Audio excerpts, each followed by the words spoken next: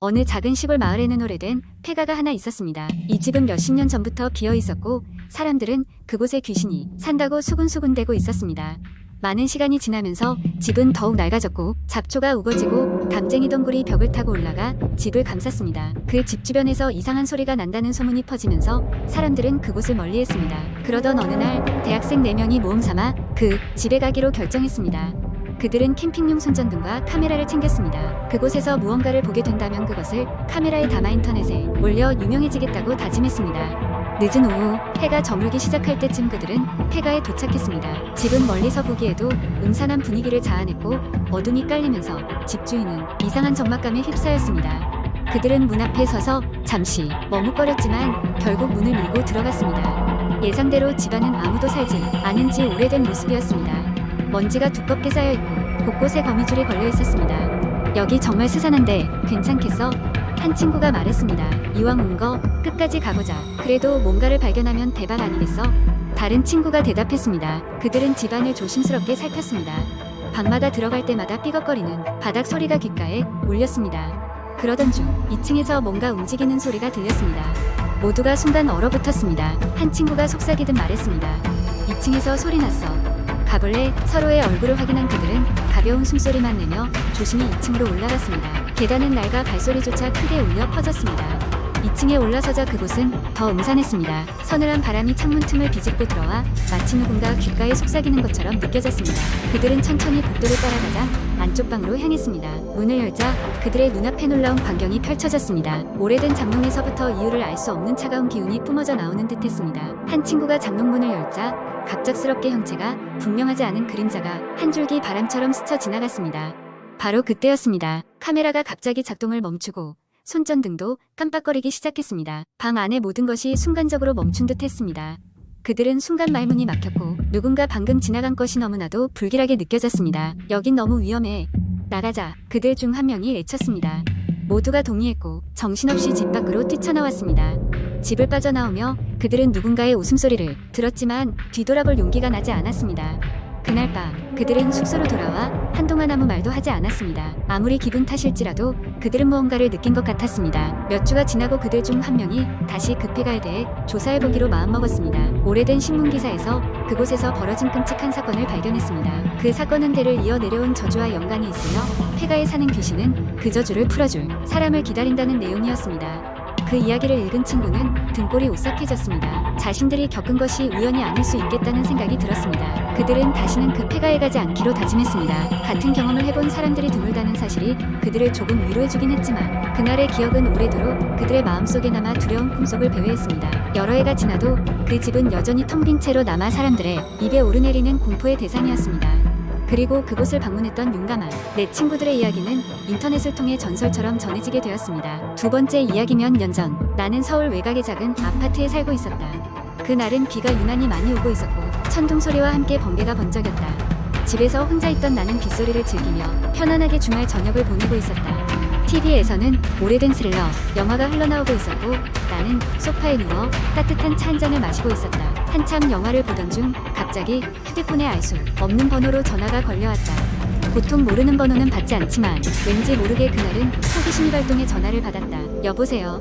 내가 묻자 저편에서는 아무 소리도 들리지 않았다. 이상하다고 생각할 찰나 갑자기 전화기 너머에서 아주 낮고 작게 아이의 웃음소리가 흘러나왔다. 심장이 철렁 내려앉았고 순간적으로 닫지 못한 창문을 확인했다. 분명 잘못 들은 건가 싶어 다시 귀를 기울였지만 그저 정적만이 이어졌을 뿐이었다. 잠시 후 전화가 끊겼다. 조금 찜찜했지만 그저 장난 전화겠거니 생각하고 다시 영화에 집중하려 했다. 그런데 이번에는 TV가 갑자기 꺼졌다 켜지는 것이었다. 리모컨이 거실 테이블 위에 그대로 있는 걸 확인한 나는 약간 겁이 났다. 그렇지만 혹시나 하는 마음에 정기점검을 해야겠다는 생각이 들어 차단기 쪽으로 걸음을 옮기려는데 순간 거실의 불빛이 깜박거리기 시작했다. 순간적으로 온몸에 소름이 돋으며 누군가 나를 보고 있는 듯한 기분이 들었다. 나는 유리창 밖을 향해 나도 모르게 고개를 돌렸다. 비에 젖은 창문 너머가 잘 보일 리 없었지만 직감적으로 거기에 뭔가 있다는 느낌이 들었다.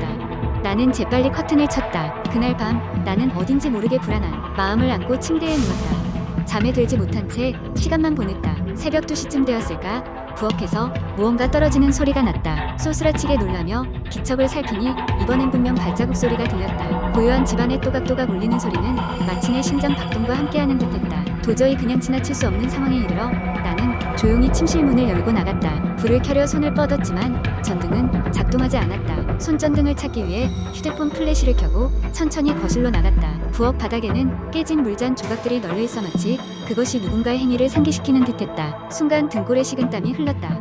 누군가 내 집에 들어와 있는 것은 아닌가 하는 생각에 머릿속이 복잡해졌다. 나는 최대한 침착하려 했다. 조용히 집안을 살펴보다 문득 거실 한쪽 구석벽에 몰려 있는 그림자가 눈에 띄었다. 공포에 사로잡힌 나는 꼼짝도 하지 못한 채 그 방향을 무시했다. 그 그림자는 점점 형체를 갖추더니 이내 아이의 형상을 닮아갔다. 여전히 아이의 웃음소리가 귓가에 맴도는 것 같았다. 그러나 정신을 바짝 차리고 보니 그것은 환영이었다. 실제로는 아무것도 없다는 것을 깨달았다. 그럼에도 불구하고 그날의 경험은 내가 쉽게 잊을 수 없는 악몽으로 남았다. 이후로 그 아파트를 떠날 때까지 나는 불이 켜진 채 잠을 자야만 했고 그 비 오는 날의 기이한 경험은 영원히 내 기억 속에 생생하게 남아버렸다.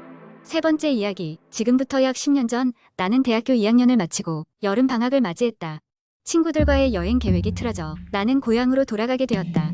고향은 큰 도시에서 조금 떨어진 조용한 시골 마을이었고 옛날에 할아버지가 살던 낡은 집이 있었다. 지금은 나무도 살지 않아 사실상 빈 집이 되었다. 도착한 첫날 밤에는 유난히 이슬비가 내리고 있었다. 집에 도착하자마자 나는 먼지를 쌓인 거실과 틀어박힌 침실을 정리했다. 할아버지가 사용하던 오래된 가구들은 여전히 그 자리에 있었고 거실 한편에는 커다란 조각상이 눈에 띄었다. 기억을 더듬어 보니 어렸을 때 할아버지가 외국 출장길에 얻어온 것이라 했다. 이상하게도 그 조각상은 항상 불편한 느낌을 줬었다. 시간이 흘러 밤이 되었고 나는 피곤함을 이기지 못하고 잠에 들었다. 그런데 새벽 2시쯤 갑자기 이상한 소리가 들려 잠이 깼다.